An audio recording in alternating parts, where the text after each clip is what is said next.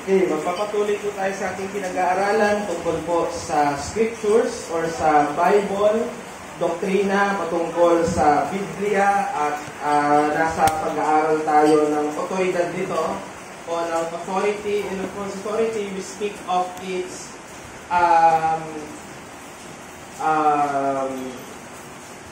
content as the only and final authority of our Christian belief. So, naniniwala tayo bilang mga Kristiyano na ang basihan ng ating pananampalataya nagmumula lamang sa mga nakasulat sa Biblia at hindi tayo kumikilala ng ibang mga sulatin bilang pinal na otoridad sa ating pananampalataya. Ang dumidikta sa ating mga practices, sa ating pananampalataya, at ang dumidikta sa dapat na maging confession ng ating pananampalataya ay ang scriptures. So, naiwan natin yung lesson last Sunday dahil tayo ay naubusan ng oras. Pagpapatuloy natin ito ngayon, ngunit bilang review, napag-aralan natin na kailangang malaman natin ang distinction between the scriptures telling its authority o ang nagse-self-authenticate ng authority ng scripture ay ang scripture mismo. Hindi tayo titingin sa ibang sulatin para sabihin, saan nagmumula ang otoridad ng Biblia? Tingnan natin ang ibang mga source. No. The Bible is the final and the only source and authority of our Christian belief. Kaya ang Bible ang nagsasabi sa kanyang sarili na siya'y may otoridad sa paanong paraan sapagkat mayroong mga salitang thus saith the Lord or sinabi ng Panginoon sa meron din na ang Espiritu ng Diyos ay napasa kay propeta o sa akin, ganyan ang mga language ng Old Testament, and sa New Testament is the authority of the Son. Dahil nga sabi sa Hebrews chapter 1, sa unang panahon, mga propeta ang ginamit, ngunit sa panahong ito, ang pinag-uusapan ay panahon ng New Testament, sa panahon ng Antiquity, binigay daw yung Son. Nakita naman natin ang Son, hindi naman siya sumulat ng kahit anong sulatin. Bakit? Dahil ito'y kanyang ipinagkatiwala at pinagpangasiwaan sa kanyang mga apostol. Kaya ang bumubuo ng mga sulatin ng New Testament ay mga apostles, hindi man mga apostles, ngunit binigyang otoridad ng mga apostol. Halimbawa, si Lucas na kasama ni Pablo ay ginamit mismo ng mga apostol ang kanyang ebanghelyo. Ganun din ang iba pang mga sumulat na hindi naman apostol. Okay? So, pagpapatuloy natin ang ating pag-aaral tungkol dyan.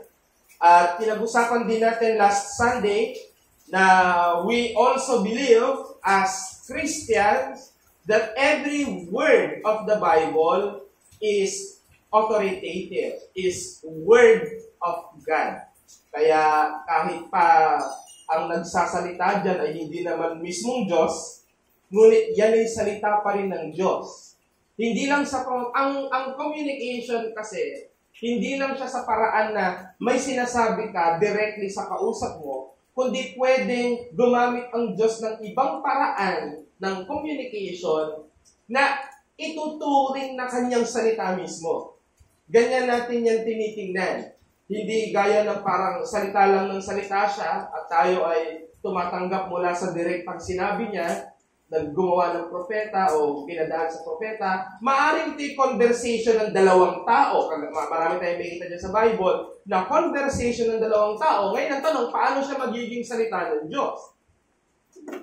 Yun ay dahil niloob niya at sa paggamit niya doon sa writer na sa pamamagitan ng ganyang setting, ito ay magiging salita niya.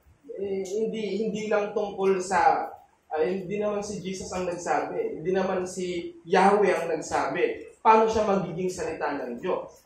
Ginawa siyang salita ng Diyos dahil diniktang maging salita ng Diyos. At yan ang mababasa natin. Marami tayong mabubuksan tungkol dyan. Pero ang issue, maraming nagdi-deny na ang lahat daw ng nasa scriptures ay word of God. So ang ating tugon dyan ay yung doktrina na kung tawagin natin ay Verbal Plenary Inspiration or VPI on how we shorten it. Now, ang ground is that the Holy Scriptures speak of its divine authority over all Scriptures. So, makikita nyo mag-authenticate ng isang writing ay kapwa writing sa Scripture. Ganyan yan. The Old Testament is anticipating the New Testament whilst the New Testament verifies the Old Testament. So, ganyan na nangyayari. Kaya even Jesus Christ, as you can see, He is directly quoting from the prophets. Even the apostles, they were directly quoting from the prophets. The prophets, of course, prophesy what is going to happen in the New Testament, and the New Testament wrote about it as its fulfillment. So, marami tayong makikita. Ang ground, ang Holy Scripture, ang nagsasalita para sa kanyang divine authority sa lahat ng mga sulatin ng Scripture. Unahin natin yung Old Testament. Ang Old Testament ay sagrado, ibig sabihin ng sagrado, nagmumula ito sa Diyos. Kaya dyan pa lang makikita natin, kumbaga, iaalis na natin yung doubt sa Old Testament. Buksan natin yung 2 Timothy 3:15. Diyan natin makikita na nilalahat ni Apostol Pablo ang Old Testament bilang sacred writings. So, okay, so 2 Timothy chapter 3 verse 15. Sinasabi riyan, and how from childhood you have been acquainted with the sacred writings, which are able to make you wise for salvation through faith in Christ Jesus.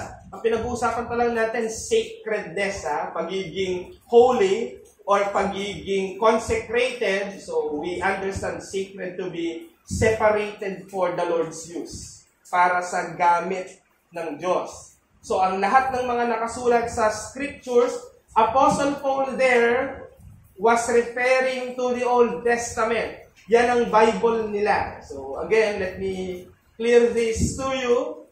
Yung mga sumusulat ng New Testament sa panahon nila, ang Bible nila ay Old Testament.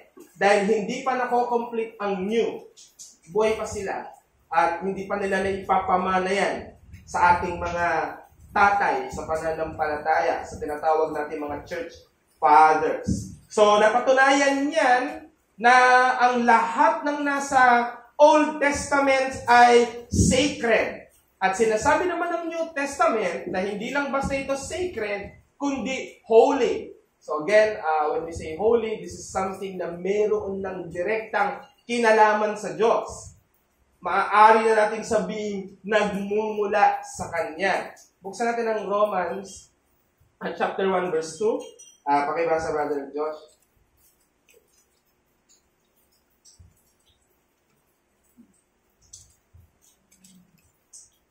Romans chapter 1 verse 2, which He promised beforehand through His prophets in the Holy Scriptures. Yan na. So, kanina, tinawag ni Apostol Pablo ang Scripture na sacred. But this time, tinawag naman ni Apostle Paul ang Scriptures na holy. So, dyan mula sa bibig ng isang apostol na pinagkatiwalaan ng ating Panginoong Jesucristo na pagtitibay ang kabanalan at ang pagiging sagrado ng mga salita ng Diyos sa Old Testament. Tandaan lang natin, yung word na sacred and holy, kinukumpara ito sa mga temples na sila ay designated for the Lord's use. Hindi sila pwedeng gamitin pang tao. Imagine niyo, yung church ay ginagamit din for events. Diba? So, hindi natin ginagawa yun. Inihiwalay natin ang gamit ng mga pang-samba. At hindi natin ito ina-associate sa mga secular activities. Kung ang titingnan nyo dyan, gaano ang pagpapahalaga ng mga Old Testament saints sa kanilang mga temple. Labis ang pagpapahalaga. Well, in fact, kahit sa panahon ng pagre-rebuild ng temple, sa panahon ni Nehemiah at Ezra, nakita natin kung gaano kahalaga sa kanilang matapos yung project. Now we have the Holy Scriptures completed. Noon ay proyekto pa lang na tinapos sa pagitan ng 1500 at 1600 years. Any people can write a book for just less than a year. And makikita mo in the long run, hindi na siya kapaki-pakinabang. Dahil umuunlad ang kaalaman. Diba? Umuunlad ang kaalaman eh. Yung science dati, hindi mo na mapapakinabangan ngayon eh. Diba? Dati ang element, 4 lang daw. Fire, earth, wind, water. Pero ngayon, nuknukan ng dami. Hindi na nga natin makabisa. Umuunlad kasi ang agham. Pero ang scriptures, hindi natin makikitaan na may dapat tayong itapong prinsipyo dahil yan ay kapaki-pakinabang pa rin hanggang ngayon kung paanong pinapahalagahan ng mga Old Testament saint ang kanilang mga temple, inahalin tulad dyan ni Apostol Pablo ang scriptures. Kaya ganoon siya kahalaga. Bakit? Dahil ito'y galing sa Diyos. Dikta ng Diyos and sa makatwid, salita ng Diyos. Mas palalimin natin, secondly, ang Old Testament ay oracles of God. Yung word ng oracle, mas associated ito sa Greek. Sa Greek mythology, pero hindi ganyan ang paliwanag natin. When we say oracle, ito ay mystery or isang pahayag na royal decree. Ang ibig sabihin, para bang halimbawa, pumunta ako dito at sinabi ko, meron akong dalang kasulatan, order, galing sa presidente. Ay susundin natin yun. Yung nakasulat doon. Dahil yun ay decree. Now, oracle are those revelations or messages na isinulat galing o pinirmahan ng isang makapangyarihan. Ganyan tinitingnan ng scriptures. Ang scriptures ay salita na sinulat ng tao, ngunit galing sa Diyos, pinirmahan niya, salita niya. Yun ang ibig sabihin nun. Para bang ako, halimbawa, gusto kong makipag-usap kay Marvin, ngunit 500 kilometro ang aming layo. Kaya sumubo ako ng tao, nadala-dala ko yung sulat at pirmado ko, pakidala sa kanya. At pagbasa niya, hindi niya pwedeng i-deny na hindi galing sa akin dahil nandoon yung pirma ko. Ganun din sa salita ng Diyos. Ang pumipirma dyan ay ang banal na espiritu. Dahil ito nga ang sinasabi na kung saan ang hininga ng Diyos. Basahin natin ang Romans 3:2. Brother Mark, please. Romans chapter 3, verse 2. Much in every way to begin with, the Jews were entrusted with the oracles of God. So, oracles of God is what being mentioned here. Again, this is message from God through the means of the prophets. Acts 7:38.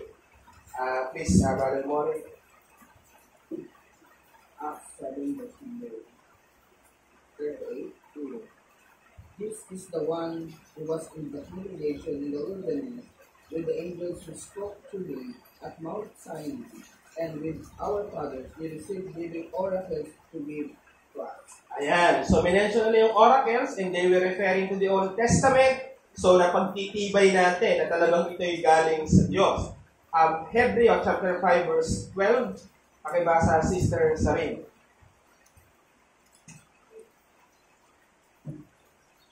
Hebrews 5:12. For when for the time ye hope, ye teachers, ye have need that one issue again, which be the first principle of oracles of God, and are become such as have need of milk and not of strong milk. Okay, binanggit ko na yung oracles. Ngayon, meron kasi mga issue na, isang beses lang naman binanggit, baka nagkamali lang. Kung maraming beses, ang ibig sabihin nun, alam nila na oracle talaga yan. Galing sa Diyos. Tayo minsan, meron tayong salita na hindi natin namamalayan, mali ang nasabi natin, pero hindi na natin siya naulit. Pero dito, inulit-ulit yung word in the entire New Testament, and we can see na napagtitibay, talagang ito ay kinikilala ng mga apostol na salita ng Diyos. Again, pinag-uusapan pa lang po natin, Old Testament. Ito ay salita ng Diyos. Ibig sabihin, it is universally designates a divine utterance. Nagmumula sa Diyos ang mga nakasulat dyan. At sabi pa nga ng Romans 3 na binasa natin kanina, it is the written embodiment of these oracles dahil sila ay entrusted to Israel as indicated.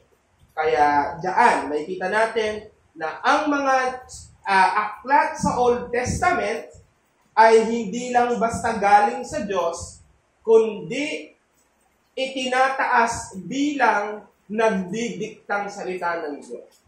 Kasi pwedeng salita ng Diyos tapos wala naman palang inuutos. Hindi meron. Kaya isa siyang oracle, isa siyang decree, isa siyang imperative na dapat sundin ng mga pinagsasakupan ng theonomy. Pag sinabi natin theonomy,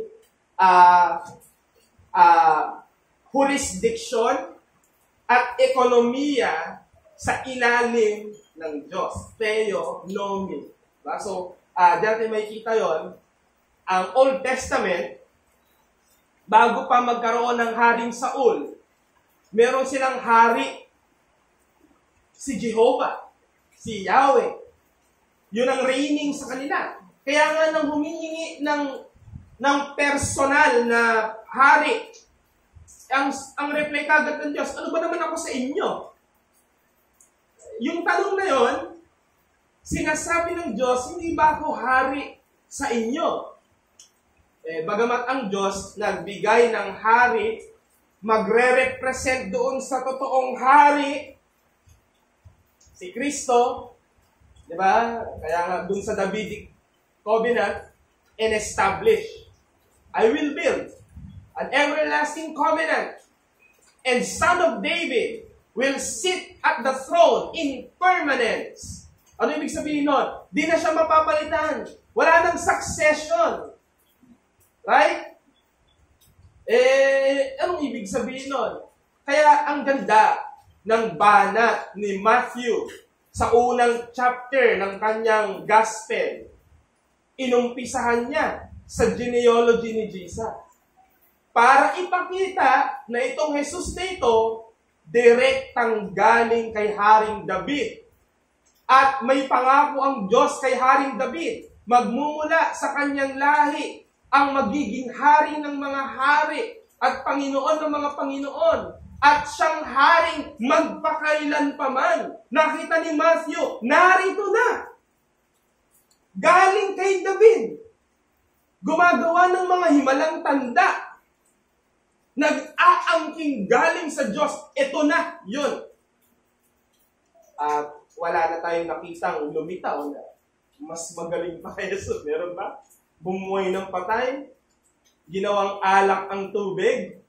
Siguro yung ginawang alak at tubig pwedeng mangyari. Kasi umuunlad ng technology. Diba? Kaya lang, sa konteksto ng panahon nila, napaka-imposible talaga nun. Yun yung titingnan natin. Kasi maraming ganyang pilosopo Halimbawa, yung tanong ng Jeremiah 13:23, kaya ba gawing maputi ang isang Aprikano? Oo, dalhin mo lang kay Vicky Bello. O palagyan mo lang ng sakit gaya ni Michael Jackson. Ang punto doon, yung panahon nila. Yung panahon nila, di pwede yun. Kaya ganun yung ginamit na ilustrasyon. Sa panahon natin, hindi na ganon. Pero, ano bang prinsipyong tinuturo ng verse na yon? Mababago mo ba ang nature na nasa iyo? Yun ang ibig sabihin nun. Kaya kahit ikaw ay maitim na tao, at pinaputi ka, salamat kay Doc. Di ba? Pag ikaw ay nagkaanak, kung ano pa rin yung kulay mo, yung pa rin yung anak mo. Kasi yun yung nature mo Yun yung inukit ng Diyos sa DNA mo Yeah? So, gugulat kang ganda ng artista pagka dating ng anak, medyo mapapa-question ka. Ang question mo doon, ano bang itsura ng nanay nito dati? So, yung pag-usapan sila, no? Dahil showbiz yan. Medyo malayo tayo sa larangan na yan. Number 3, God is the ultimate determinative speaker and author of the Old Testament. Tinuturing ng mga apostol na ang Diyos mismo ang speaker ng lahat ng nakasulat sa Old Testament. Saan po natin makikita? Acts chapter 2, verse 16 to 17. Pakibasa, Brother Prince. Acts 2, 16 to 17.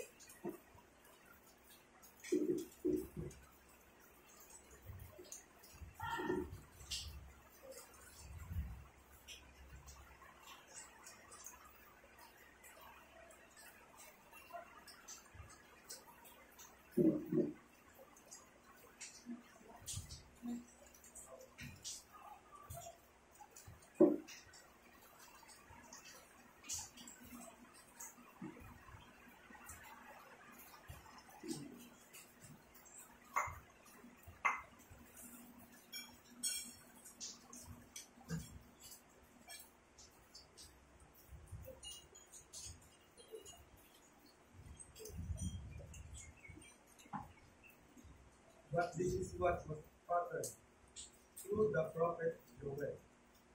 And in the last days it shall be God declares that I will pour out the Spirit on all men. And your sons and your daughters shall prophesy, and your young men shall see visions, and your old men shall dream dreams. Okay, doon po tayo medyo maraming paliwanag dyan doon sa I will pour out my spirit on all flesh kasi tungkol yan sa gifts ng sa Acts, di ba? Doon tayo sa and in the last days it shall be God declares. Yeah. So ang prinsipyong pinapakita niyan is that yung sinabi ni Prophet Joel verse 16 at ng lahat ng mga propeta, magiging declaration siya ng Diyos mismo. Noon, maaaring tinuturing siyang sinabi ni Joel, ni Prophet Joel medyo Joel hindi prophet. Pero dito, so nag-aaralan natin, propetang si Joel, maaaring nung Old Testament, siya ay kinikilalang sabi lang yan ni Joel. Pero iba na ang tingin ng mga apostol sa New Testament. Ang sinabi ni Joel, sinabi yun ng Diyos.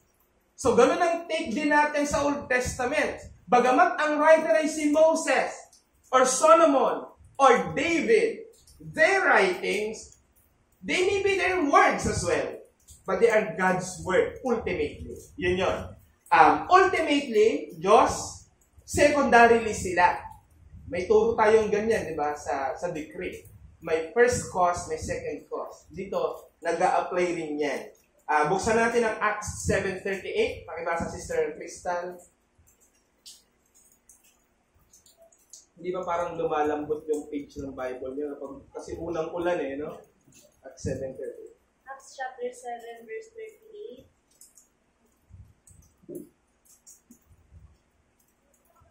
This is the one who was in the congregation in the wilderness with the angel who spoke to him at Mount Sinai, and with their fathers. He received living oracles to give us.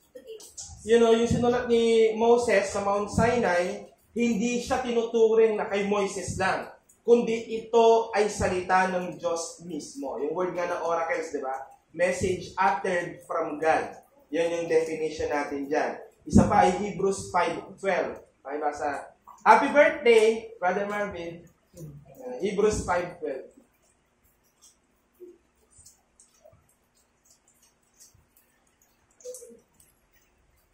Hebrews chapter 5, verse 12.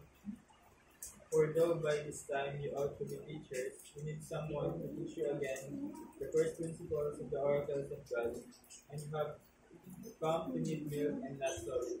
Yan, basic principles of the oracles of God. Let me just change the word basic there. We call it the primary or the first. Kaya ibig sabihin nun yung mga nauna. Ano yun? Old Testament.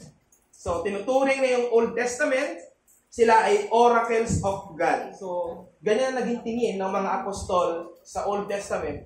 Teka, apostolic tayo, di ba? We believe what the apostles believe, therefore we believe it. The Old Testaments are God's word. Kaya iba Kristiyano Hindi natin iniwan ang old, bagamat old siya. Merong old na hindi naman sinabing garbage na. Meron ka mga gamit na old but still in use. Pero in the virtue of time, alam mo yung pagiging luma niya. Ganyan ang Old Testament.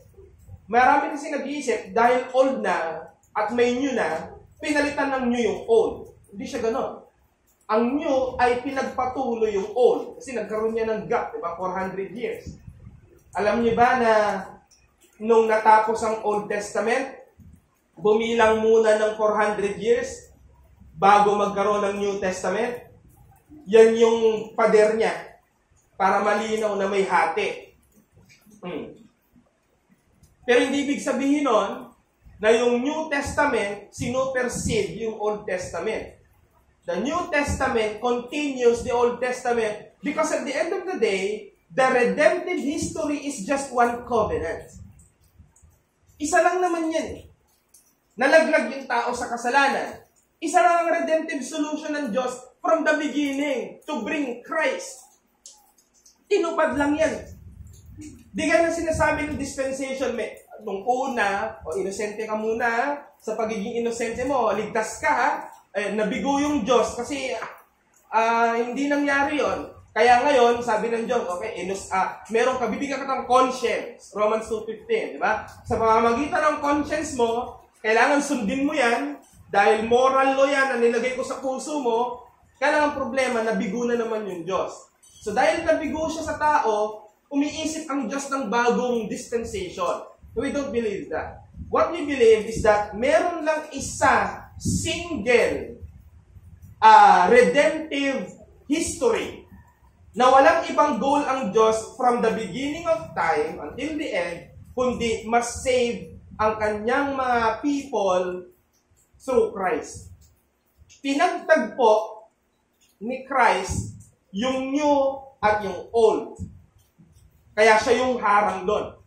Bakit po nagkaroon ng old and new? Ang reason, because of Christ.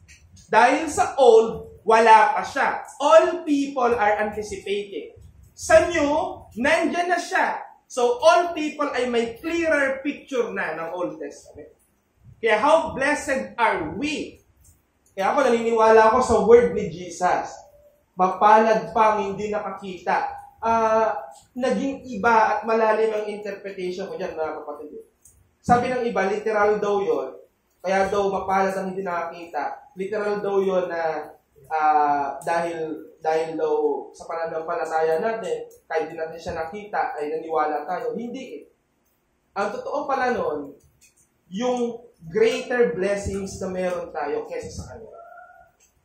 Dahil sa panahon nila, hindi completed yung scriptures. Sa panahon natin, completed. Pagagalitan na tayo ng Lord pag may di pa tayo alam na kung saan pwede naman natin malaman. Di ba? Ganun yun? Huwag natin ilalagay yung sarili natin. Paano po yung nasa isla? Wala ka sa isla. Nandito tayo sa lugar na linggo-linggo na pagyayaman at napagyayabong mong iyong kaalaman. Huwag mong papareho sarili mo dun sa mamamatay na po. Iba yun. Pwede natin itanong yun, pero hindi ka yun. Ganun yun. Kasi baka mamaya, magtamad ang Kristiyano at sabihin, bakit po yung nasa kanan ni Jesus? Hindi ka nasa kanan niya. Magnanakaw ka rin ba? Pinako ka ba sa krus? Iba, magkaiba. Kaya hindi natin ilalagay sa ganoong pangangatwiran. Ika-apat, basahin na lang ibang mga dyan. Ika-apat, for this reason, the phrases God says and Scripture says are equivalent as God says. Romans 9:17 and Galatians 3:8, what God said in the Old Testament is attributed to Scripture, while in Matthew 19:4-5, what Scripture said in the Old Testament is attributed to God. Kaya itong holy confusion can only be explained on the supposition that Scripture is viewed as God's very speaking. Diyos mismo ang nagsasalita. Ganun po iyon. Kaya every word of the Bible, God said it. God said it. Pero syempre, aalamin mo, anong intention ng Diyos on saying that? Baka may isipin mo, lahat na lang na nakalagay dyan, utos sa'yo. Di ba? And Abraham offered Isaac, hindi lang ginawa mo. Nung 12 taon na ang anak mo, hinalay mo rin. At naghanap ka ng ram. Alam ko, magpo-provide ng Diyos. Mali ka ng paraan pag-aaral. Kaya dapat basahin ng buong scripture dahil may sinabi na ng ang God dyan paano tamang basahin ang kanyang salita. At meron pang gift sa'yo ang God, ang church. Dahil nandyan yung mga teachers, nandyan yung mga preachers para i-guide ka sa tamang paggamit ng manual. Meron isang klase ng book na binabasa mo, pero hindi ako maniniwalang binasa mo mula umpisa hanggang dulo. Dictionary.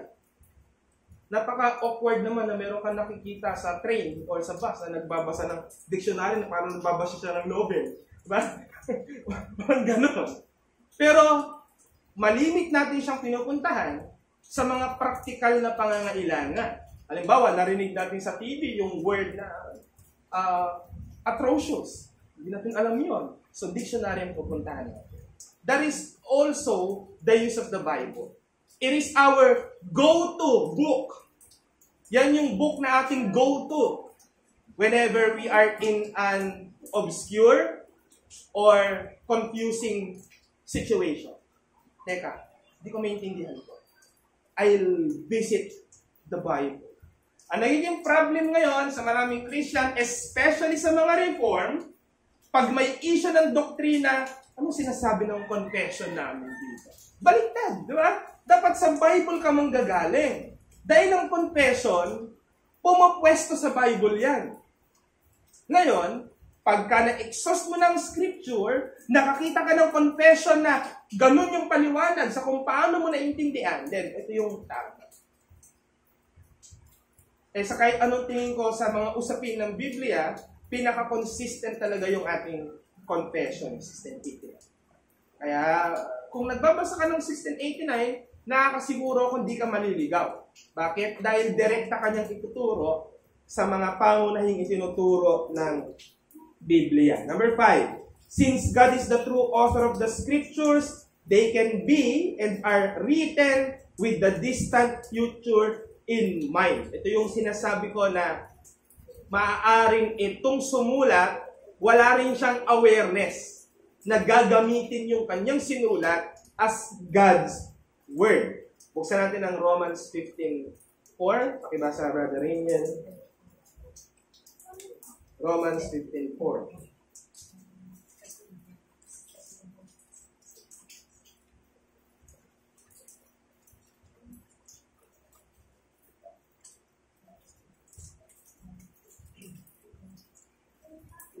Romans 15:4, for whatever was written in former days was written for our instruction, the endurance and through the encouragement of scriptures we might have faith.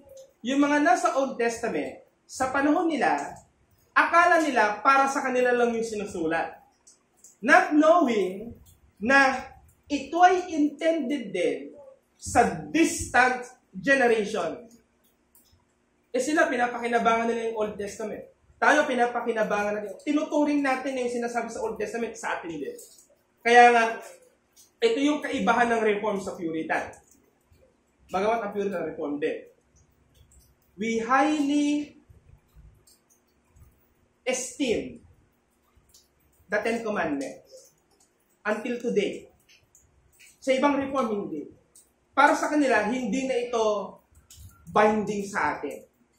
Pero ang Puritan, na-recover nila hindi. Kailangan pa rin i-observe yan ngayon. The Ten Commandments. Hindi lang siya basta morally binding. Yan kasi yung term nila. Moral na lang yan. Kumbaga, prinsipyo na lang yan para tayo maging mabait na tao, mabuting tao. Pero sa Puritan, iba. The Ten Commandments is our worship. When we do it, we worship. Yan ang kagandahan ng Puritan.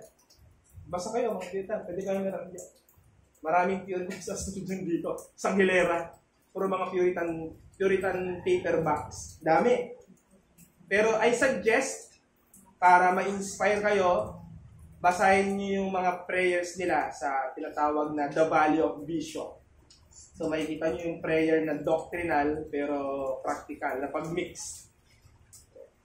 Okay, so ang pinupunto lang natin dyan ay bagamat yung mga writings doon ay iniisip na lang para sa henerasyon nila, pero dahil ito'y salita ng Diyos, minabuti niya na ito ay mapakinabangan din ng mga future generation. 1 Corinthians chapter 10, verse 11, Brother Anthony.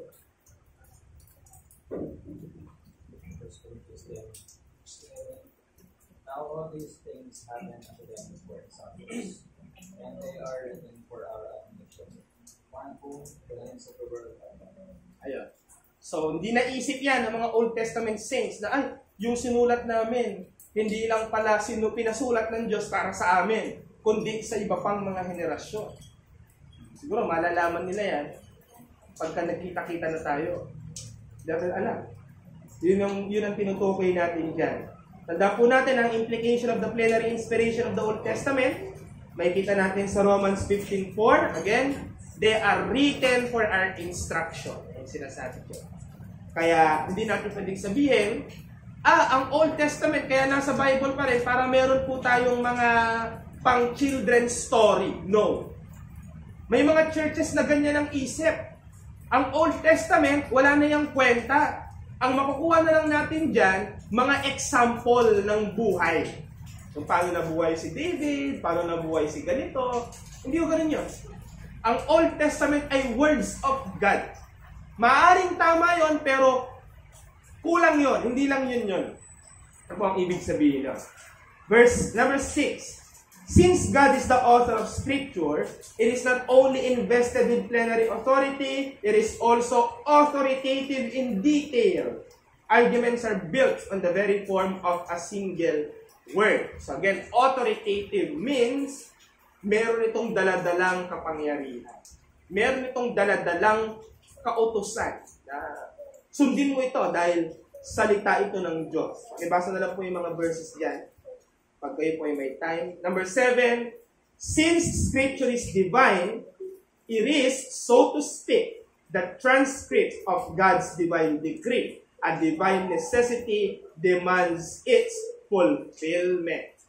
So, wala na po tayong ibang pagkukunan ng utos ng Diyos.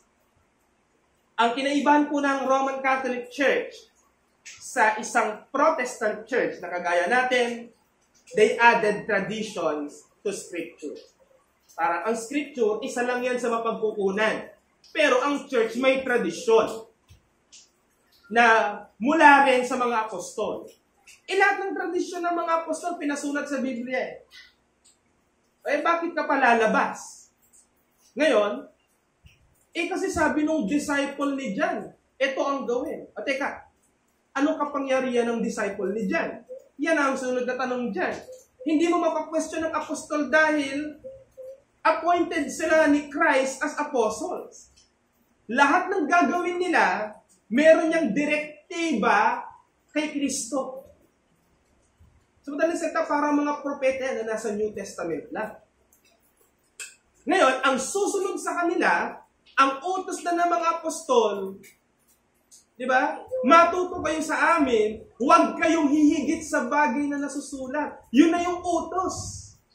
Pag lumipas na kami, wala nang ibang magdidiktat, kundi ang mga bagay na nasusulat. Yung naisulat na sa panahon nila, the Old Testament, at ang mga sinulat nila. So, bakit may tradisyon? Yun yung question ngayon. Na hindi madaling lusutan yan ng mga kaibigan nating mga Roman Catholics. Kasi hindi nila ma-justify yun. Paano pag nagkaroon ng crisis? Kumukontra ang tradisyon mo sa sinasabi ng nasusulat. Sila rin naman ang aamin. Mas mataas ang scripture. Sola scriptura dapat. Yan ang turo dyan. Number 8, perhaps the 5 classic passages which enunciate the divine authority of the Old Testament are 2 Timothy 3:16. Ito, si Pastor Noel, ginawa niyang 3 lang. ang pinaka-importanting, kumbaga kung pinag-uusapan ng scriptures, dapat kabisado mo yung tatlo. Ako, dito sa pinagkukuha kong reference, 5 ang sinasabi, pero ako gusto ko 3 lang, kagaya ng sinasabi ni Pastor Noel. Una, 2 Timothy 3:16. Ayan, yun ang unahin natin. 2 Timothy chapter 3 verse 16.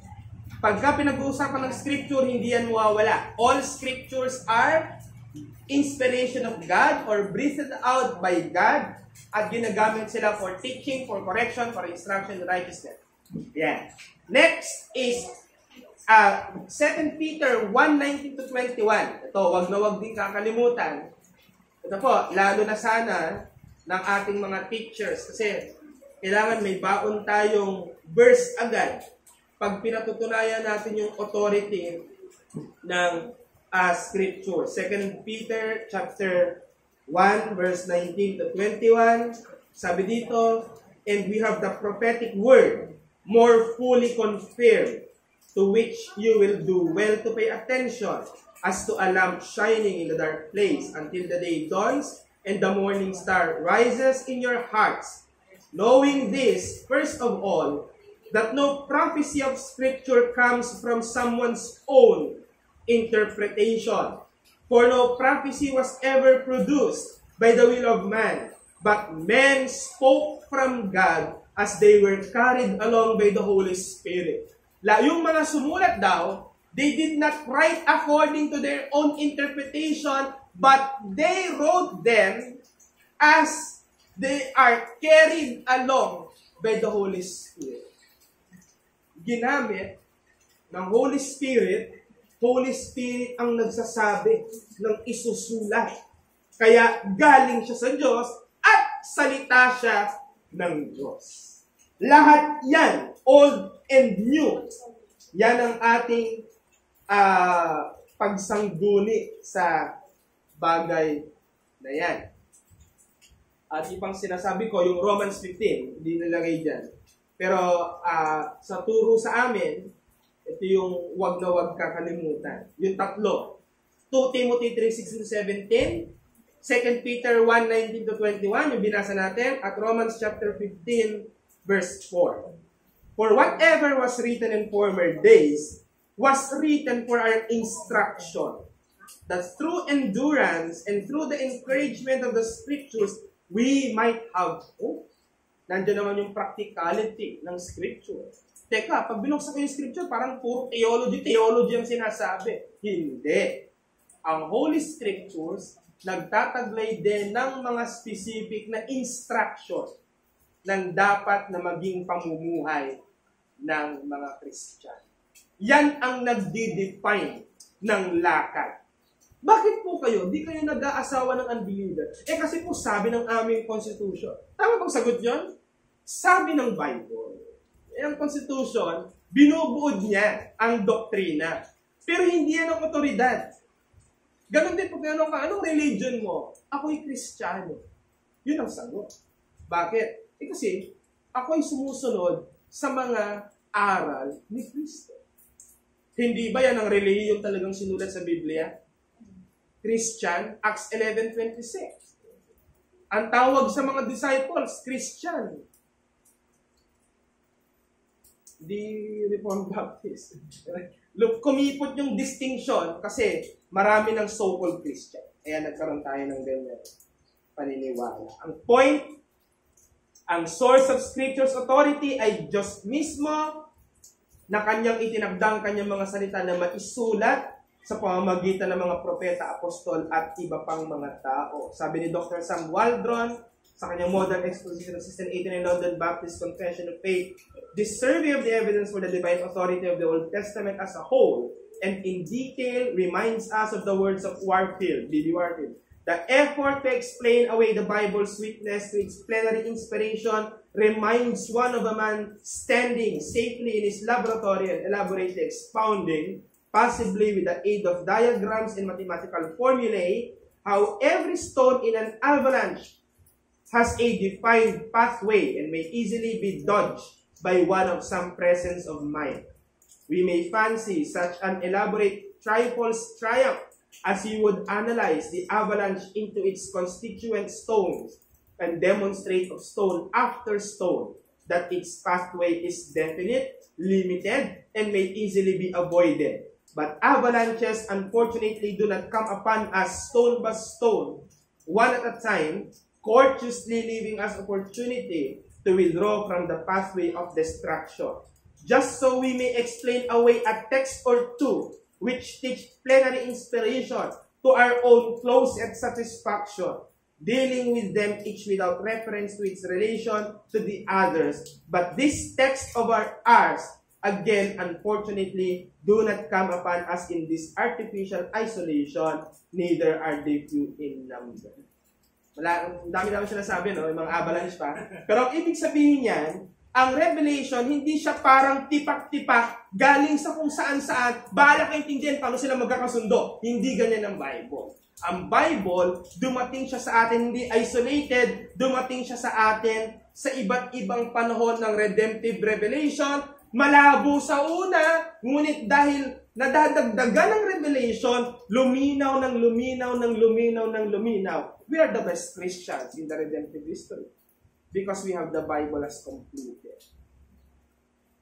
Noon, ang alam pa lang nila kay Christ, Son of God. Tumagal-tagal ang pagkakaalam nila kay Christ, hypostatic, man and God. Tumagal-tagal, hari siya ng mga hari. Ngayon, lahat yan nakuha na natin. Kaya mas luminaw sa atin ngayon yung portrait ni Christ. Kung meron kayong mga Thompson Chain Reference Bible, meron diyang presentation na the 4 portraits of Christ. 4 na litrato ni Jesus sa 4 na mga sumulat ng gospel. Pero ibang, maganda yun. Maganda sana yung Sunday school, pero nasa kasi tayo, nasa Reformation stage. Kaya, nire-review natin yung ating mga confession. Next week, we will be speaking or we will be discussing about the sufficiency of scriptures, yung pagiging sapat ng scripture, and yung last topic natin sa scripture is yung perspicuity, yung pagiging understandable ng scripture. Kasi ang turo ng Roman Catholic Church, masyadong malawak ang scripture. Pope lang ang makapagsasabi ano ibig sabihin niya. No. The scriptures were written for everybody to understand. The perspicuity of the Holy Scriptures. Any question? Any question?